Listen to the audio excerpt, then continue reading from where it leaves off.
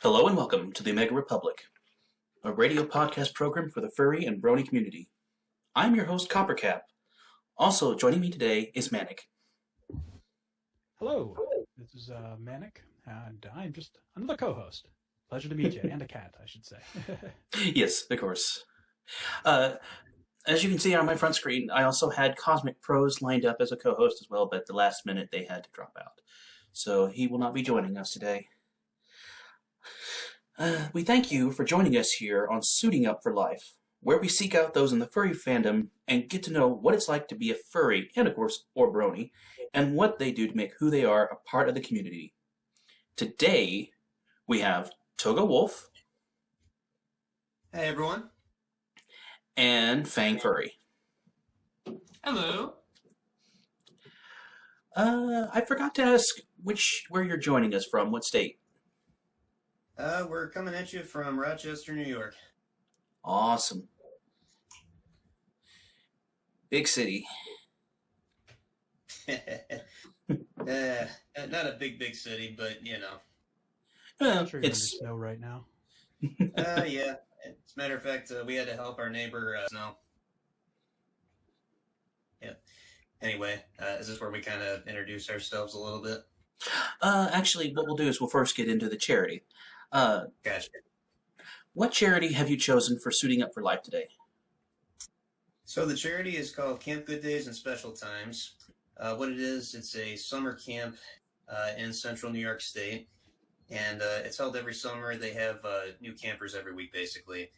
And it's intended for children who are in some way affected by AIDS, cancer, fire burns, and violence. You know, whether they've experienced that themselves or... And my dog just pushed his way through here. Guys are cooperate. Sorry.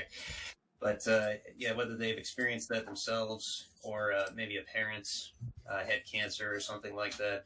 It's a chance for them to get away, have some fun, you know, and also kind of be around other individuals who have the same issues, or, you know, there's counselors and whatnot there too that can help them. But I was lucky enough to attend the camp when I was young. My mother had breast cancer, so it's a wonderful organization. So that's why I've chosen them today. That is awesome. For every like this video receives, we of the Omega Republic will donate $1 to the program, max at $100, for the next 30 days. Thank you for watching and choosing the OR as a place of entertainment. Now let's get to know our friends with us today. The first thing Right. Yep. Sorry, go ahead. Oh, no. The first thing we'd like to ask is, how long have you been part of the fandom, and what brought you here? Let's see. Should I go first? Mm-hmm. Okay, I'll go first. Let's see. So I've been active in the fandom for, let me think, going on 6 years now. And what brought me here? Goodness, how much time do we have? As much time as necessary. Gotcha. Well, before I discovered the fandom, I always had a great fascination with cartoon animal characters and the sort. Yeah, and I got into the fandom with my friend Zafira Wolf. We were actually dating at the time. But, yeah, she and I both had a couple of roleplay characters who were wolves, you know, that we created stories with and so on. We had fun with it. You know, we had, like, dragon friends. We had enemies who we fought and this and that. And we discovered the fandom, and it was just like, oh, my gosh, there's an entire fandom full of people that are just as weird as us, you know, that we can relate to and everything. So... yeah, we became active in it then, and been having a blast ever since. And do you want to go? Yep. So my story's similar but different. So I found the fandom, yeah, let's say about five years ago, 6 years ago, somewhere around there. You got into it a little bit before I did, so I think 6 probably. I don't know. We're overthinking this. Don't know. Yeah, I mean... Define getting into it. Finding it, I found it during Anthrocon. I could probably figure out a year if I thought long and hard about it. I should have been more prepared. But it was right after breakup. So I was with my college girlfriend for 4 years. Let's name her Kay. And she ran off from me and broke my heart.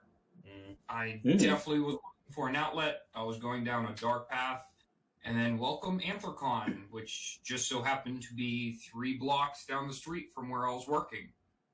A couple coworkers said, "Yep, check it out. You'll see some interesting stuff." We'll go with interesting. Walked down, had a blast, was really into it. Went back home for the next 2 months. I made myself a $200 fursuit from Joanne Fabrics. That was Fang prototype, and just went crazy with public suiting. I think I was public suiting every weekend. I had my run or route that I would go on, so I had different bars that I would go to. I had different restaurants. I had a couple regulars that always wanted to see me when I stopped by. I just went full on, and I was probably doing that for a good 6 months, let's say. So into the winter, I was ice skating. I mean, you name it, I either did it or thought it. Yeah, and his little public outings too were how we met each other. By the way, if we're rambling too much, let us know. We tend to talk. But yeah, me and Fang actually met online at the Anthrocon forums, ironically. And he told me about his public adventures, and he asked, like, "Hey, I'm always looking for other people to do this with. So if you and your, at the time, girlfriend ever want to come to Pittsburgh and have some fun, feel free." And yeah, the rest is history. Fantastic. Thank you. In the same vein, what do you do towards what do you do towards your contributing to the fandom, like music, movies, art, charity, etc. Like all together? Do you do anything around that?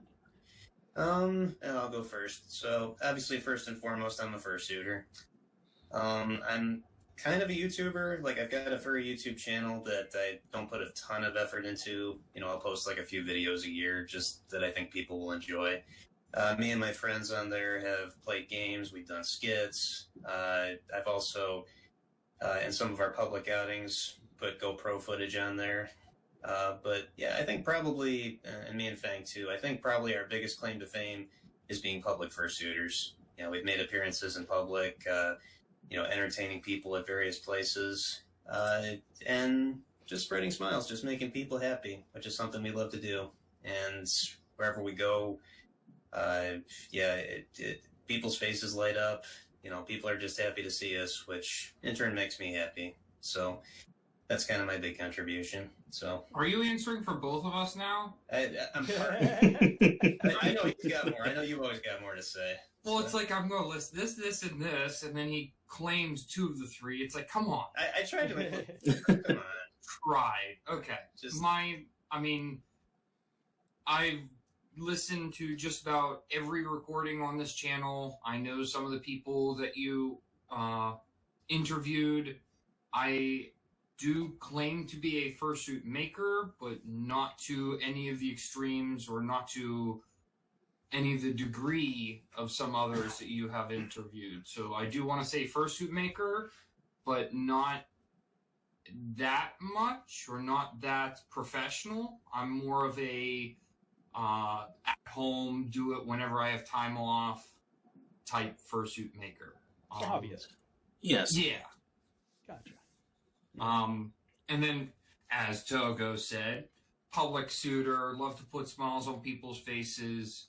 And interestingly enough, I would rather public suit than con suit. So going to cons is a thrill, but whenever I'm there, I want to enjoy it. I want to look at other suitors. I want to enjoy some of the panels, the games, the comedy, but not necessarily suit. But in public, I am all for that, and I'm one of the crazies. I classify myself as a crazy that just randomly, on random days, I say, okay, I'm going to Walmart. I'm going to wear my fursuit tail. And just wear my fursuit tail throughout Walmart. I mean, where else is better? Right. But stuff like that, and just getting people to notice me. I'm definitely an attention whore. and just getting smiles on people's faces. So like all the little kids like to ask their parents, look, that person got a tail and he kind of looks weird. Can I touch it? I got a grown adults coming over petting my tail. And it's like, yes, this is me. This is what I like doing. So, Yeah. You see, that's how you find the closet furries walking around amongst society. yes. Right. Yeah, I think we've had that a couple of times, right? Where people have come up, whether we're public suiting or you just have a tail on or something, and they're like, okay, I gotta ask, and then we tell them, and they're like, oh, tell me more. Well, you get that, you get the closet furs, and you got the real furs, where it's like, yeah, I'm such and such, I got this fursuit, they whip out their phone, yep, this is me, and it's like, you could never tell who's a furry and who's not just walking among society and just wearing a tail or doing something that screams furry draws other people in, and it's very amazing to see. One of my favorite moments when we were public shooting one time, you remember Light Up Night in Pittsburgh last year? Oh my. Yeah, this guy, like, we're walking down the street, he just randomly jumps in front of us with his arms open and goes, hug! We're like, oh, we hugged him. He's just like, I was at Anthrocon last year! And I'm just like, oh my gosh, that's so cool. So yeah. You do realize if we were to say all our public stories, public fursuiting stories, we would be having their ear in this channel for over 6 hours. Well, I don't know about us. You definitely. I mean, I've had a handful of times, but yeah, let's not bore them too much here. Correct. You're not boring me. Happy to hear that. Not at all. Just for reference, because I do have a not so much question for you guys, but something that I am a stickler for that I wish to bring up to you guys. Oh, here we go. Are we near question 2? I think we just covered question 2. I think we That was did. question. Yes. That was question 2. He's waiting for question 3 because he's bursting at the seams to bring something. Is it question 3? Yeah, it is. I think we'll go ahead and move on to question. We'll move on to the next question. The question, of course, was, are you a suitor? Which, you've already answered that. Who made your suit? How long did it take? And will you decide to improve on it or add another to find out what and who you really are? If no, will you seek out a suit maker? Yeah. So they are actually very... I like them. I like his word phrasing. So let's see how your answer is, Chris or Togo. Let's see how many times I can make you want to hit me here. Yes. Yep. Okay. Yeah. All right. So my suit, most of it I made myself, with help from Zafira Wolf. Yeah. So it started off when I first made Togo. So he was just a head, paws, and a tail. And yeah, so he was a partial to begin with. The base of the head I got from Dream Vision Creations and just, added on fur and whatnot. Let's see. Yeah, since I've had it, I've slowly added onto it. It's now a complete full suit. But I think the first thing that I added to it was the torso. And then eventually I added the bottom portion, the rest of the body. I improved on the paws. I made a whole bunch of improvements since I made it, because it's when you're new to crafting, when you're not really familiar with what you're doing, you kind of learn as you go. And I found tutorials online, but I've improved things like the lips and gums on my fursuit head, the neck fur and everything. You're just waiting for me to say it, aren't you? Yes, Okay, yes. so and you're probably not going to say it, and I'm going to be like, draft. He when I started to answer this, he was staring at me with his fist balled up. But yeah. But it's become a pretty elaborate costume. So there it is. He absolutely hates when I call it costume, and we've had this debate. There's a difference between a suit. All right, we'll get to that. Costume. We'll get to that. Yeah, but anyhow, yeah. So most of it I made myself. I've made improvements as I've gone. I've got a couple ideas for some improvements, like to make the tail sit on me a little bit better. Where are you going? Nowhere. Okay. Yeah, I don't know. I think someday it might be fun to remake the head, make it look more toony or something, or more professional, or maybe have a maker do it. But yeah, so most of it I made myself. And do you want to go? Yep. Why are you standing? What? I'm excited about this. I'm drinking an energy drink. I think it's cause enough for me to stand. Thank you. All right. Also, I'm used to being on my feet all day. So my first suit was, like I said, $200 from Joanne Fabrics. I called him Joanne Fabrics Baby, still do. The head base was a bicycle helmet, so I went super creative with that. Bought foam, added to it, hot glue, foam. Bought their cheap fur, which was like $10 a yard or something. Well, $5 on clearance. So I saved up coupons like there was no other. My second suit, so I then made Zafira, which is a cat dragon of the 3 primary colors. She I splurged on greatly. So she has a very long tail. The head base is Dream Vision. The fur is Faux Flux. So normal stuff that you would resinize. So definitely splurged. That was the start of me learning different techniques, the craft. And just, had fun with her. Then I made Fang. Fang 2.0, I call him. That was again Dream Vision, along with other new techniques.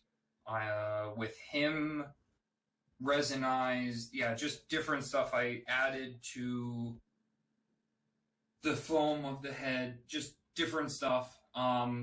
Since then, I've made, let's say about 5 different commissions, and I have 3 lined up. There. Nice, yeah. In learning every time I do it. So I want to be able to get to make myself a dragon, a full-fledged dragon with moving, motorized wings, like the whole 9 yards. You want to be good. I want to be good. So I still got a long way, and being it just as a hobby, I got a long time to go. But that's my goal. I got a couple YouTube videos. Yeah, if anybody's out there that's listening to this, it is not hard. YouTube it. Soak in all the information. Find what works best for you, and you can do it.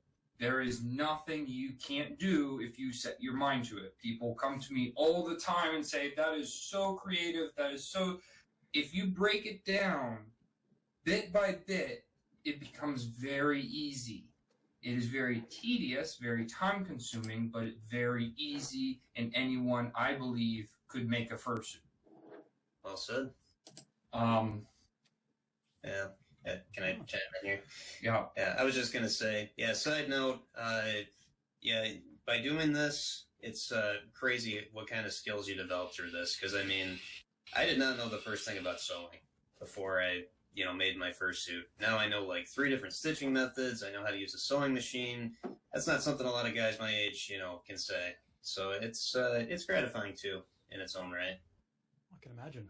Actually, I've done repairs, and I understand the pride that comes from that. I've never actually made a full-fledged suit, so credit to you both. Thank you. Thank you. Based on your choice of Sona, do you feel it represents your personality, or do you want to be more like it emotionally? Is there anything you feel like sharing from your real life that you also incorporated into your Sona? Oh boy, Fang is chomping at the bit here. Right, should I go first? You're not going to chew your thumbs off while I'm talking, are you? Speak. Are you sure? Go. Okay. Yeah. So my Sona being a wolf, I think that, let's see, how do I want to answer this? I kind of consider Togo to be I don't want to say a reflection of who I am, but kind of like an extension of who I am, I guess, if that makes sense. He's still me, but he kind of represents sort of like a more playful, goofy, innocent side of myself that I don't always show. But I chose wolf. I've always loved wolves. I think. Do you want to? Okay, sorry. I'm not gonna say. Yeah. But I've always had a fascination with wolves. Their pack mentality, taking care of one another. Being there for the family. Sometimes misunderstood. I think those are things that kind of reflect me to some degree. So, but yeah, so a representation of me, yeah, I think that, me and Togo are in a way one and the same, but does that answer your question? I believe I it think does. so. Yeah. What about you, Fang? So I got 3 points how I would like to answer this.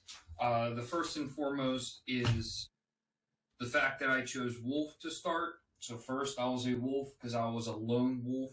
I got left by my girlfriend at the time and I was out looking for a pack. Cat dragon because cat I like to be playful, but dragon because I like to guard and protect the friends that I have. And then wolf again because I found my pack, because I also went back to my roots. I know a lot of people say wolf, that is so generic. There's a lot of wolves out there. Hence my cat dragon. I want to be creative. But wolf really, I feel like a lot of people can compare themselves to wolves or wolf behavior, and also because a lot of people have dogs. So they look at that, and wolf is the wild form of a dog. But yeah, that's kind of the reason why I chose the animals I did. Then I want to go on to and back to the costume part. I say suit, not costume, and there is a reason. Because in my mind, I think costume, what is a costume? A costume is something that you put on to become another character, or to represent something that somebody else made. So a mascot costume, or like a costume of a Marvel character, something along those lines. I say fursuit or suit in general because it is like another layer of skin. It is me. So Fang, Zafira, the characters that I make, the characters I become and put on is me. It's a form of myself that I can't normally show in public. Mm-hmm. It's the playful side. It's the immature side, if you will. It's the side that wants to come out, but if I do, I either get looks, yelled at, any number of things. But putting on the suit really changes how people view furries or how you act. So being around children, giving out hugs, high fives, smiles, that all now is appropriate because somebody wearing a suit, somebody not human, let's say, you can interact with in different ways. So that's my main pet peeve whenever people say, or your costume, how did you make your costume? It's like, like people that's not in the fandom or that doesn't know what's going on, I understand because they're... Do you, though? I do. You've yelled at me for saying costume to people, too. Because I'm talking, and it's a long talk, and it's like, hey, this is my suit, this is what I do. Yes, I would like them to learn the lingo, if you will. But if you're just talking to somebody on the street, like, costume's fine. It's something they can relate to very quickly. Suit, in my mind, is like a subcategory of a costume, if you will. Oh, so subcategory. So it is still a costume, then. He's giving me the eye. Yeah, we debate about this all the time. It's gotten to the point where I've created a Twitter poll. Like, I actually agree with everything he's saying. It's like our fursuits are an extension of us, of who we are. It's more than a costume. But in my mind, it is still by dictionary definition a costume. So I never have a problem with using that word or, people referring to it like that. Got It's it. also more than just the physical mass of the suit itself. So yes, if you look at it on a hanger, lifeless, okay. Life into it and you are the life behind the suit, then in my mind it changes. Like if you look at a well done suit, and a lot of people refer to her telephone. Yep. You look at her in suit and it's like that creature is alive. That is not somebody in a fursuit. That is a live creature that's making those noises, that's making those motions, that's drawing everyone's attention. That is what I inspire to do, to become, to put smiles on people's faces, to get their attention whore. And Bless you. just to go out and change, dare I say, change the world one smile at a time, but ultimately that's exactly what I'm looking to do. I like that. Putting a smile on somebody's face that could be having a rough day, or making their day just because of me showing up, or making life a little bit less depressing or stressful. Anything like that is what I inspire to do. That is, dare I say, what I live for, but definitely in the furry fandom, that's what I live for.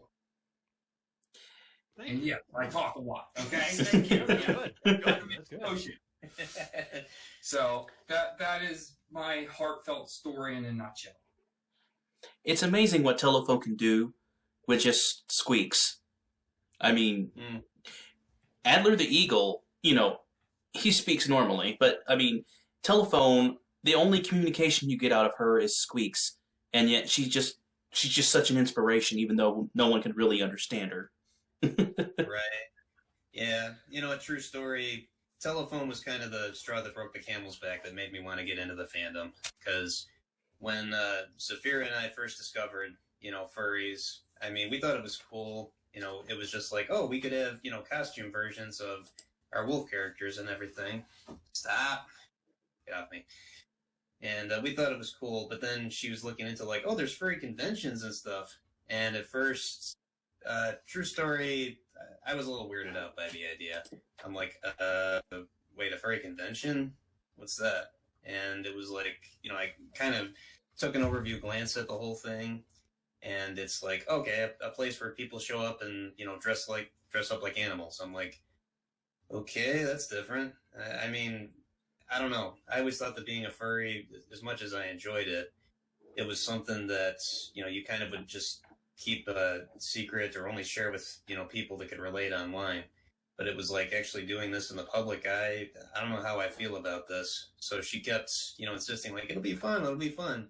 Then one day she said, hey, I got this video from Anthrocon I want to show you. And she said, this is telephone.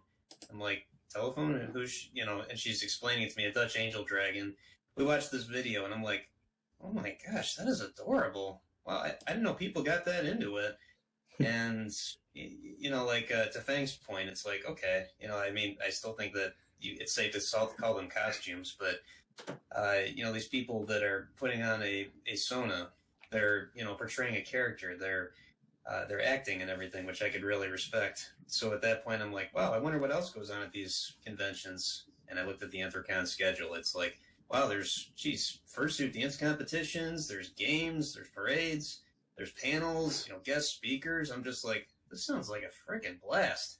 And what finally did it for me was I saw that there's meet and greets for military furries, which I could join in. I'm just like, I'm in. I want to go to one of these.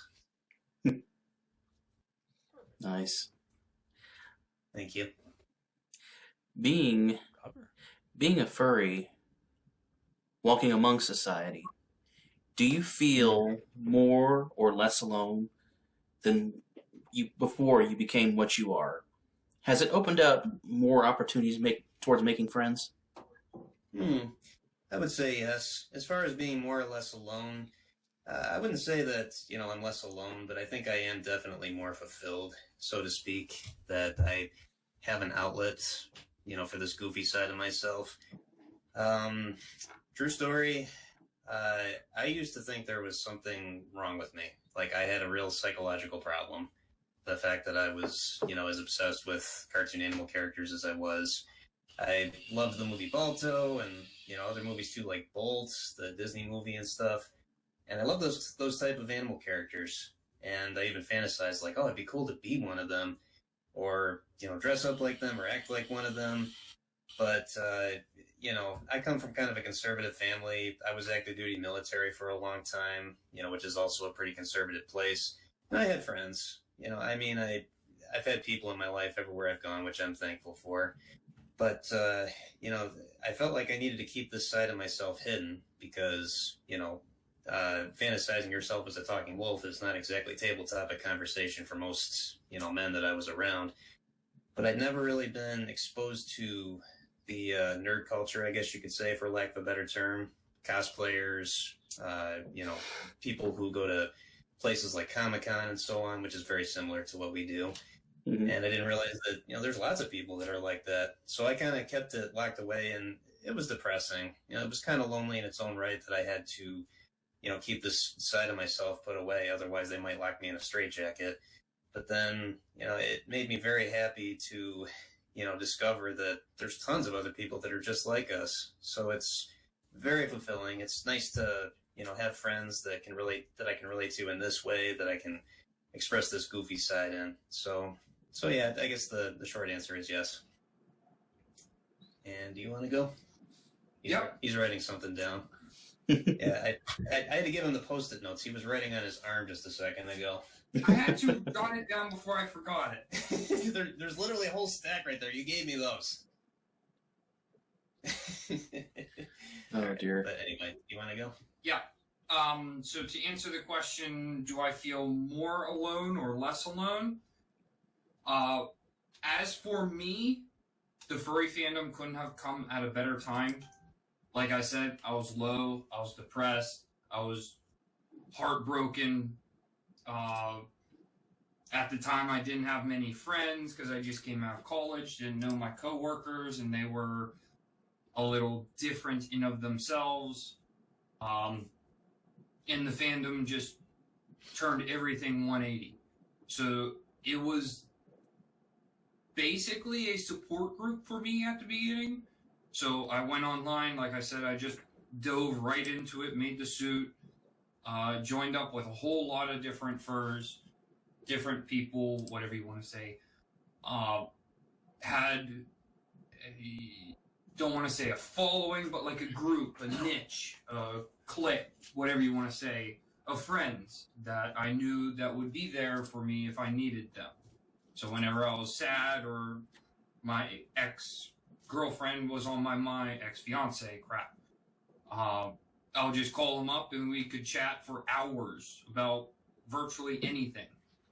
And what I have written down here is you get out of it as much as you put into it. So if you're looking for friends, furry fandom is fantastic for it. Mm-hmm. You have to kind of dig around for people that's similar to you, whether it be the persona, but it's a hobby. It's like any other hobby. It's a common interest. You can start up dialogue very easily because you both enjoy the hobby and just get to know the people. As far as the public, general public of people going out and saying, yep, I'm a furry. Sometimes you gotta define it for them and say, this is what we do. A lot of people don't understand it, but once you go around and start saying, like, yeah, we're... Can I give my definition if we're ever approached? Like, just to chime in here. Glorified mascot costumes? No. What? I don't say that. Yeah. Okay. So we've been approached before, on the street, and it's just like, wow, what are you guys? What is this? Is this a show or something? I mean, and what I usually tell them is we're part of a following for people that are big fans of things like cartoon animals, mascot characters, and that sort of thing. And our costumes, embracing myself here, are usually worn at places like conventions and gatherings and things like that. But right now we're just doing some street performing for people. And, I try to keep the definition generic. so they understand, so they can kind of relate, and so they don't sort of brush it aside as like, I don't get it, whatever, I'm out of here. It's also, I mean, people know like Trekians and other followings and anime. So what's the one in Pittsburgh? Crap. But yeah, just anime. Sorry. Steel City Con and yeah.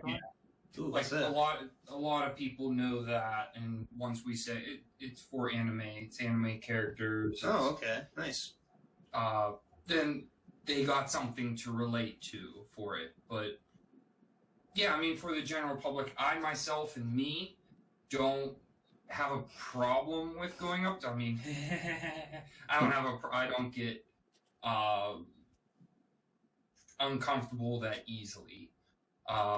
So me explaining what I'm doing is fine. I'd rather be doing what I'm doing because I don't talk in suit, but yeah, kind of explaining it to people, and sometimes they get it, sometimes they don't. Does it tear me apart from the society norm? Absolutely, and I'm okay with it. If you're not okay with it, then kind of like what Togo was saying, kind of keep it, I don't want to say closet fur, but keep it on the down low. Keep it between your friends, which you will make once you join the fandom. I got something to say about that when you're done, but... And even joining the fandom, I think, is a loose term, because once you enjoy... wow, why can't I think of... personified? And anthropomorphic characters. Once you enjoy that, once you watch the cartoons and say, yep, I like it, you're, in my opinion, already a part of the fandom. Like, the fandom itself is it's not like you have to join up in different... It's just a common interest. It's a hobby. Heck, people that like sports are automatically sports fans. It's like, hey, you like Star Trek, you're a Trekkie. You don't have to, go to a convention and dress up like a Klingon, so to speak. Yeah. Well, what I was going to say... I'm sorry, are we still talking? Go on. Okay.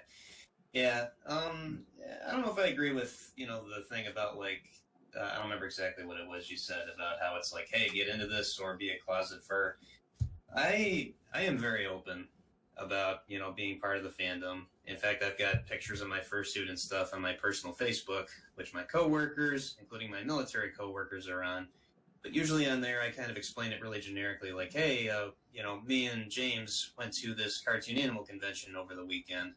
And, yeah, I get the sense that people think it's weird, but, I talk about it like it's a gee whiz fact about myself, like, hey, I like football. And for the most part, they're very accepting of it. So, yeah, no, I like sharing it with everyone, and I like kind of explaining it so that, I don't want to say it's a societal norm, but just something that people that are kind of the normal accept, so to speak.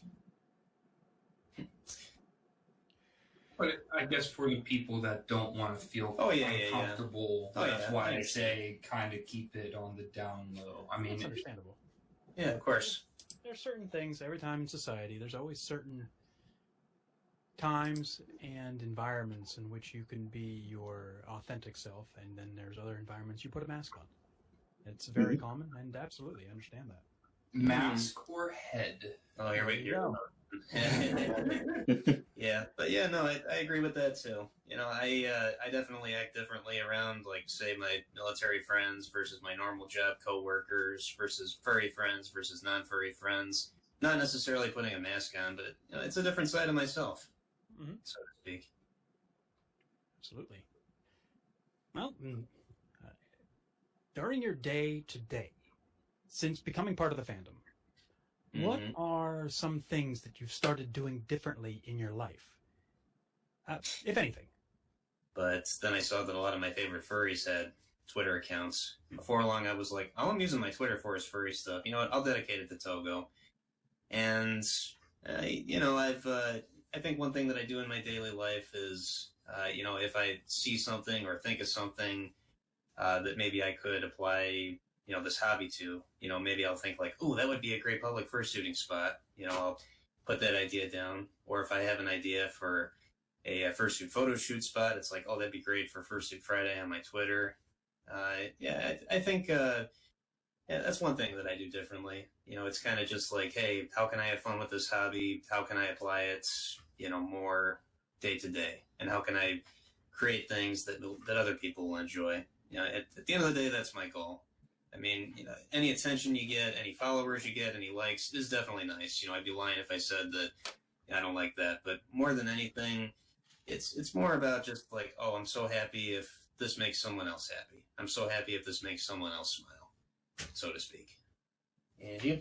You went kind of the comedic side with Twitter. I'm going to go more on the life lesson serious side of things. So with me, as soon as I joined the furry fandom, like I said, depressed, there was a lot of people that took that feeling that I was feeling and thought it was something else, or they assumed, or they judged, or any number of things. So my biggest takeaway of how the furry fandom changed me was being judgmental of others. So I don't want to say I was a big judger, but I went around, I'm not going to lie, I looked up people and was like, why would you do that? Why are you feeling that? Why should you, just no real empathy. But as soon as I joined the furry fandom, once I was getting some of that, once people were looking at me strange, it's like, no, I don't like this feeling. I don't think I should be doing this to other people, not knowing their background or anything. So, and we're all guilty of it. I mean, we're driving down the highway, someone cuts you off, it's like, you, blank, blank, blank. Yeah. Pittsburgh Jag off. I don't have I don't have the censor button set up, so I mean, yeah, just feel free to bleep your own words for you. Yeah. But I mean, who knows? And kind of what it taught me was that person could be having a great day. They could be blasting music, headbanging, swaying back and forth. They could be having a crappy day. They could be driving to the hospital because somebody's there dying. I mean, sorry about going dark, but you have no idea what their life is about. You have no idea. And it is nothing personal. They did not think to themselves, I hate this person, I hate their car, I don't like them, I'm going to cut them off.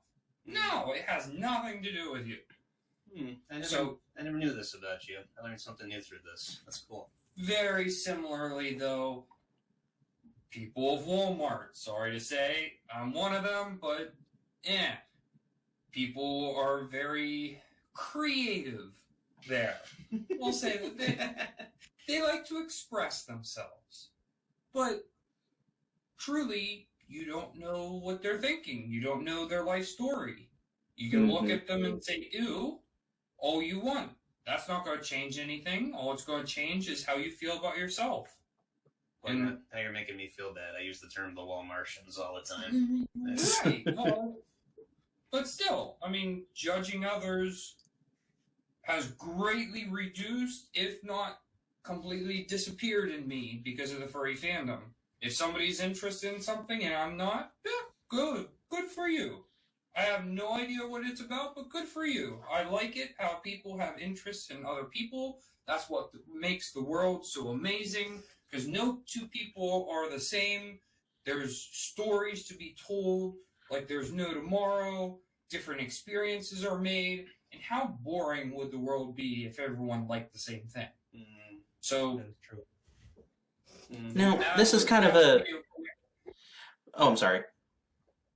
No, I was just closing up saying that was definitely a roundabout way of getting to it and explaining it, but there it is. This is more of a... I guess this is off script a little bit. More of the outside looking in, but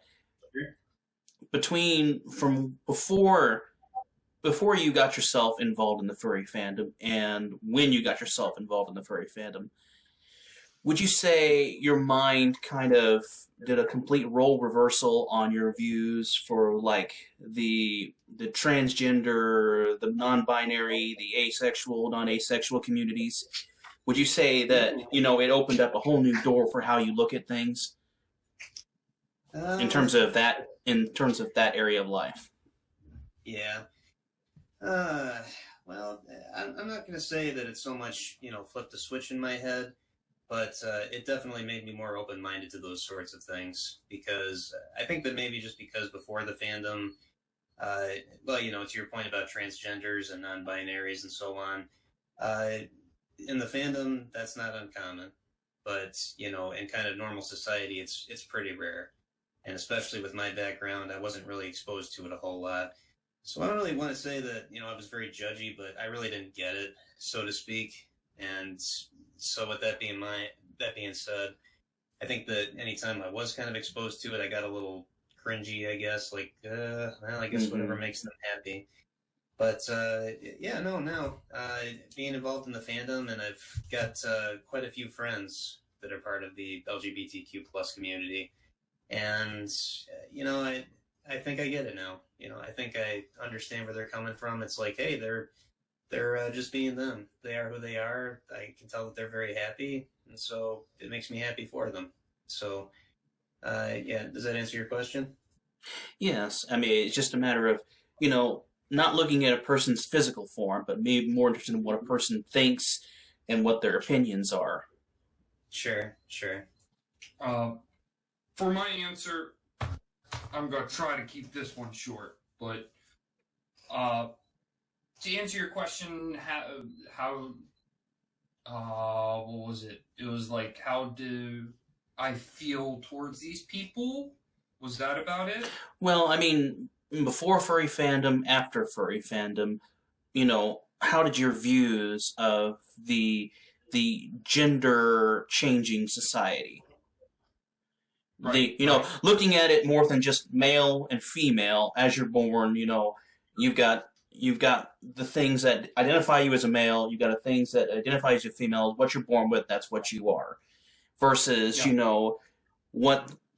what this other area of society, the LGBT, plus society defines, as gender as being whatever you make it. With my answer, I grew up in a strict Catholic family, was never exposed to it because my parents tried to keep me away from it. Once I got off to college, I was exposed very little to it. And as Togo said, once I joined the furry fandom, it was just an explosion. And it was all these different types. It wasn't just black, white, or even black, white, gray. There was this huge spectrum. And it's like, what is going on? My mind was reeling. And how I first want to answer this is people like to fear the unknown. If they don't know like what it is, or they're judging, questioning, unsure of what's going on, they fear it. They don't understand it. They want to try to stay away from it. So they kind of push it away. With me, and once I joined the furry fandom, I very much tried to be, and eventually became the opposite, where it's like, I don't know what this is all about.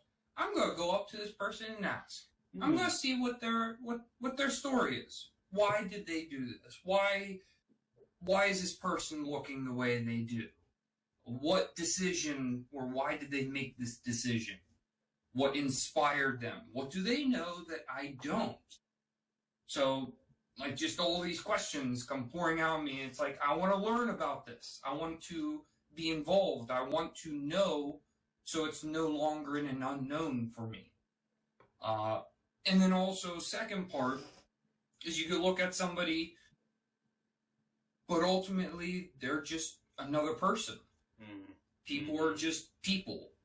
Like, I don't look at somebody, I myself, in me, don't look at somebody, I don't look at their skin color, their race, their gender. I just see person.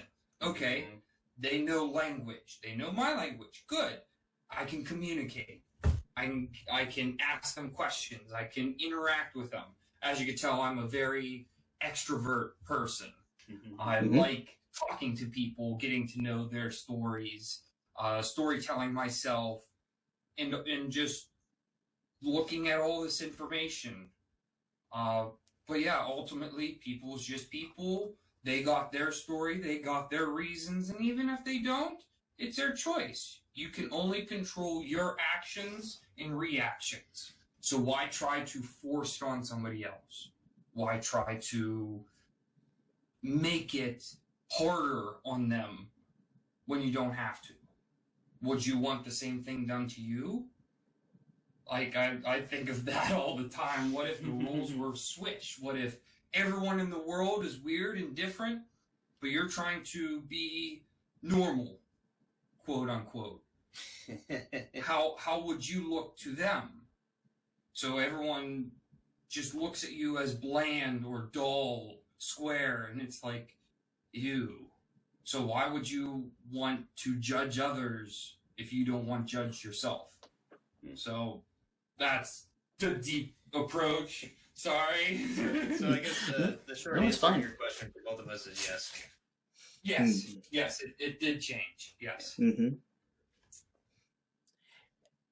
It makes me wonder if the furry fandom can be more as a role model, or if it could just be a symbol of hope that, you know, humanity is not entirely, you know, corrupt and lost to being lost in stereotypes or, you know, bigotry. That's interesting. Well, I will say, first of all, you know, the furry fandom, like any other group, we're not perfect. No. Not that, anyways, but... Yeah, and I mean, we have our bad apples and stuff, too, but overall, yeah, I think in a way we can be a role model. Just since I've been part of the fandom, I feel like it's been, like, the most accepting group that I've ever been a part of. It's just like, first of all, if you're one of us, then roll with us. You know, you got to really be a troublemaker to not be accepted here. And, you know, I love the fact, too, that it's a place that just is so overwhelmingly positive. I feel like every convention I've been to, you know, not only just, I have a smile on my face the whole time. Like, there's just something in the air. Not only is it really positive, it's very accepting and everything like that, but just the fact alone that things like giving hugs to strangers is the norm. You know, I think that that's something that, you know, it says a lot about us. So, yeah, I think that it is also a sign of hope. It's like, hey, there is hope for humanity. You know, there's hope for people, too, that feel like they don't really fit in, you know, anywhere. So yeah, I think I would agree with that. You got anything you want to say on that, or? I'm sorry, did not hear the question. What was the question? It wasn't really a question. It was more of a statement that the furry community and the furry fandom can be a sort of beacon of light in a society that is continuously seen as malevolent towards each other, mean towards each other, without empathy towards each other. And the furry community, what Copper was mentioning, he thinks, or it's an idea to put forth that the community itself is sort of a beacon of light because they are making people be a little more empathetic, to look at things a little bit more equivocally. Go ahead. I want to full-heartedly agree to that, but as Togo already said, of course, there's always those bad apples. I mean, we are only human-type creatures.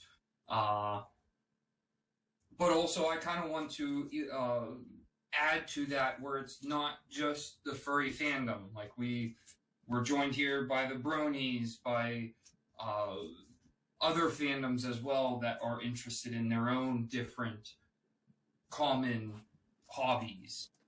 So the bronies, the anime, as mentioned earlier, Trekians, heck, the Marvel characters, like anything, if you enjoy something that much and you have a hobby, I'd even go as far as to say hobby or common interest, that is a beacon of hope or light, or because that is a way to devote your energy towards something that you have common interest with your friends. So just by doing that alone, I mean, I'm sure we all heard the age-old saying, idle hands are the work of the devil.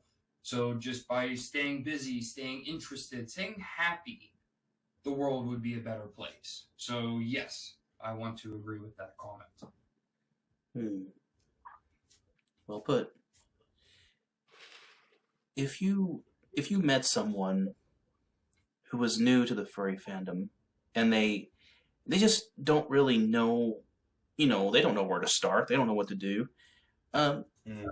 Where is, let's just say, for example, they decide to say, this is a weird looking convention. I'm gonna go ahead and buy a badge and I'll go to it and just see what it's about.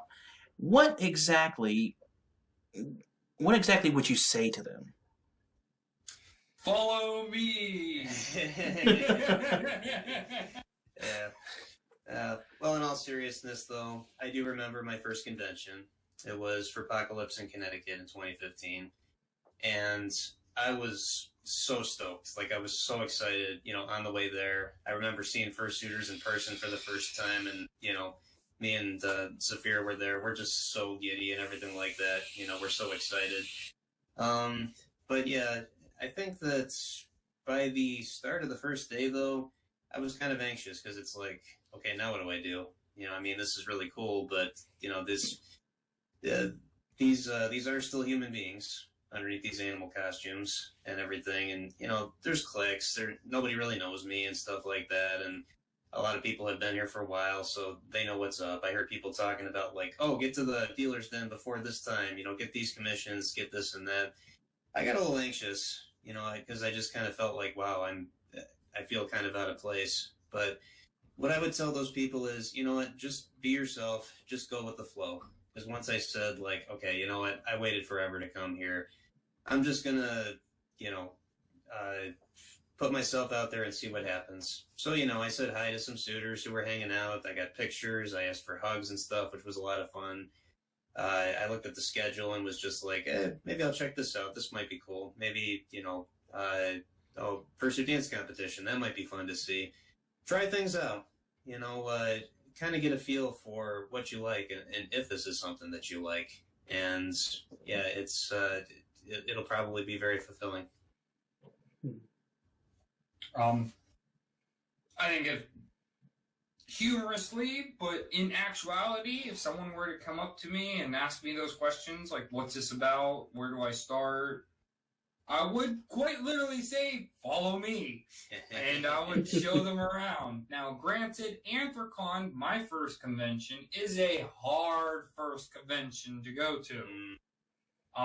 So much, all at once, your head spins round and round for the entire weekend.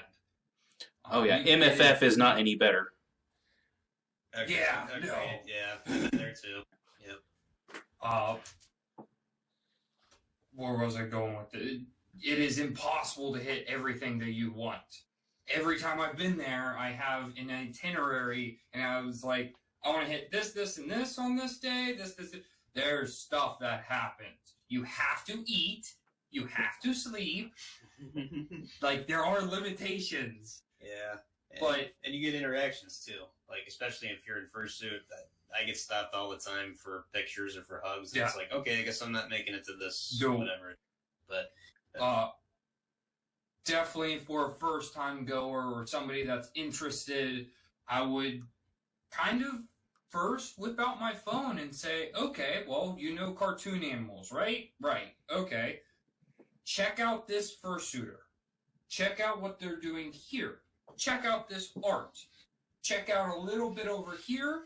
Now go take a little bit of time, process what you just witnessed, think what you like about each of these, and look into the one that you like the most, and kind of just get a feel for it on their speed, on what they that really stuck out to them quickly to really get a feel for what we're about. If you're into interacting with others, follow me! And then make sure to tell them. Art Gallery. I mean, the Dealer's Den is both fantastic, but a mosh pit of creativity and just randomness.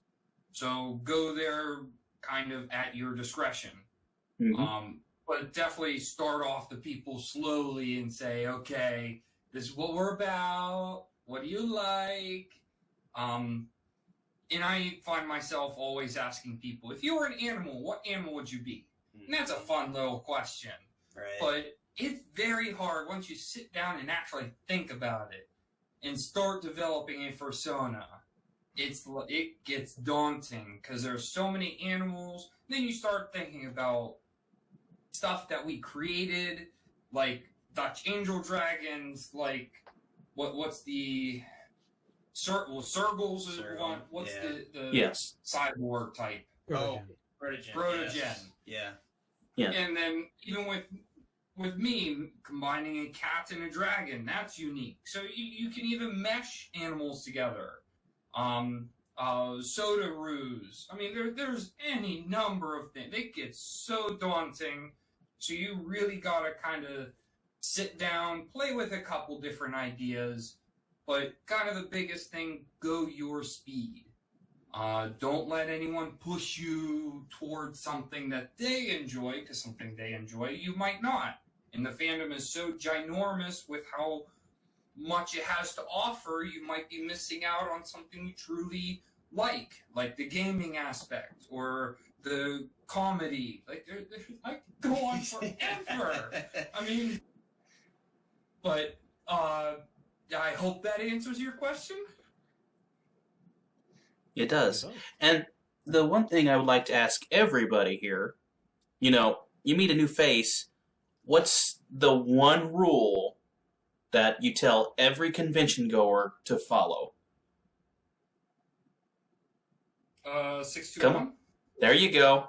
And what's the 621 rule? 6 ounces of water every hour, at least 2 meals a day, and at least 1 shower a day. Wait, I thought it was 6 glasses of water a day. Am I wrong? Is it 6 glasses of water or 6 ounces an hour? I think it works for multiple things because I've used it and had it actually expressed to me at 6 hours of sleep. Yeah, that's the one I know of. Yeah.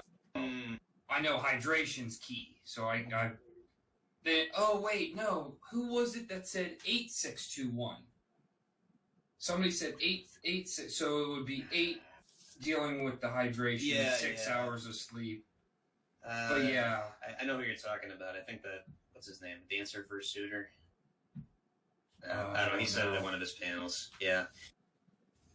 Yeah. I've never had a problem. Oh, the Beagle. Was it the Beagle? Beagle. Yeah. Adler? What was it? Adler the Eagle, you mean? Beagle and Red. Beagle. Oh, Beagle and Red. Gotcha. Yeah, that could have been it. Yeah. Well, personally, I've never had a problem following those rules at a con. I mean, I wear a Camelback, with water for drinking from when I'm in suit, and I get thirsty real fast, and I already drink water like it's going out of style. I get hungry burning that many calories, and I get tired doing all that. But I had a Camelback full of alcohol before. That's probably not the best idea. Yeah, no. I most definitely shower. The 2 meals a day gets tricky. So a Cliff Bar is not a meal. No. A meal is, like, you're burning a lot of calories. Mm. Like, usually I come home a couple pounds lighter after a con because you're just sweating so much. After eating like crap too. Yeah. We'll go out for pizza and for hot dogs. Pizza's a meal. I know, but normally I can't eat this much crap food, and then come home and step on the scale, and it's like, oh, I've lost like 3 pounds. How does this work? Yeah. But was there more to the question other than the 621? No, not at all. I just thinking about adding on to say, there's no reason why you can't get something to eat, at least not at MFF from what I've noticed, because there are multiple places that they provide inside the convention to where you can get at least something substantial to eat. They even have the con suite, but normally, by the time you get there, it's crumbs and leftover soda. Now, soda or pop is not hydration. No, it's not. And truly, you should.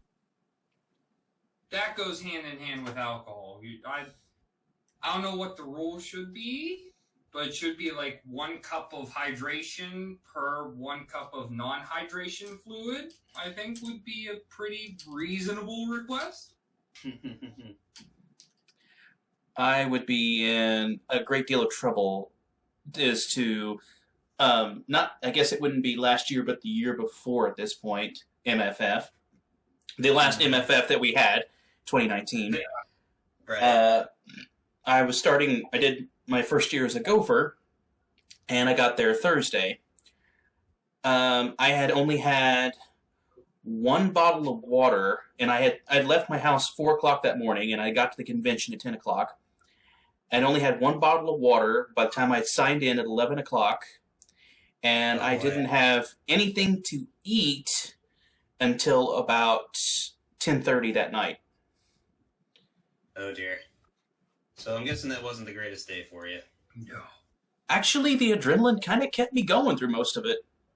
Oh, okay. Yeah, what about the day after? Well, the next day I was smart enough to get me something to eat, but yeah, I was helping with registration lines, and really there was no time to even think about food. Yeah. It's ironic you mentioned something like that at MFF. Story for me, the one and only time I went to MFF, this was 2017, I want to say. And me and Zafira Wolf went to it together. She was working on a new fursuit. I actually have that fursuit now, and Fang has been slowly modifying it to fit me, but it's, do you know the Pokemon Lycanroc? Oh, wait, is that red and white dog with the crazy eyes? Yeah. Yeah. Yep, I've seen that. Pretty much, at least the night form is, yeah. Zafira had, started making a Lycanroc fursuit. She made it from scratch, made the resin head and everything, but she was like, I want to wear this to MFF. And, we, in the weeks leading up to MFF, I don't think I've ever spent that much time in front of a sewing machine. But we're scrambling, trying to get it done, kept running into snags, couldn't get stuff to stay attached and this and that. Then we realized, crap, the con is, we're supposed to leave for the con tomorrow. We're pretty close. Should we just stay up and see if we can finish it? Let's do that. And we got almost done, but then we look up and realize the sun's coming up, and I see a school bus, and I'm like, ugh, jeez, this is not good. Finally, midday, I think it was, what time was it? Must have been 2 in the afternoon the next day, so we didn't sleep. It was well, we're done now. We were going to leave for MFF. It's a 10-hour drive to Chicago from where we live. And it was well, let's at least get some sleep. So we did. We slept until 8 at night, and then it was well, now what? Do we drive through the night and get there? And, or do we drive partway there and spend the night somewhere else? But we both were we just want to get there after all this. So we loaded up on caffeine, coffee, energy drinks and stuff, drove straight through the night, arrived in Chicago as the sun was coming up, checked into our hotel at 6 in the morning. And we're both dead tired. We were running on caffeine and adrenaline. Didn't feel too good, but we checked in, slept throughout the day, and then went straight to registration that night. Not fun. Would not recommend it. But, yeah, we pulled it off. But, yeah, kind of the same story. It's you can do it, but would not recommend it. To any degree of quality with anything. So I'm sure your con-going experience that day was stinky. The suit, I remade half your stitching, so stinky. You can still recognize the character. She got lots of attention for it. It's there's Lycanroc. But yeah, no, the quality definitely could have been better. We rushed the crap out of it, unfortunately. So yeah, I know where you're going with this. That is another point. Mm-hmm. Yeah, still worth it. But 8621 or 621 or whatever you want to call it is very important. And truly, I wouldn't mind, like, well, 2 meals a day is hard enough. I myself, just staying as active as what I do in shooting, I definitely need at least 3, sometimes 4 meals a day just to keep up my energy. And the water intake is invaluable. Showering in of itself is a great way to intake water. So I'm not saying drink the shower water, but just let it absorb into your skin, kind of rejuvenate. It's rejuvenating anyway. You've been shooting all day. You're sweaty. Yeah. It's like, it's not just cleanliness. It's healing. That's a good way of putting it. Yeah. Yeah.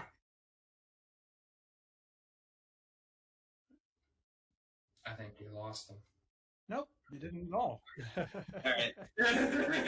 Sure, that's a really good question. That was a really good answer, actually. Keep talking. I mean, we can talk for days here over here. Fire another question.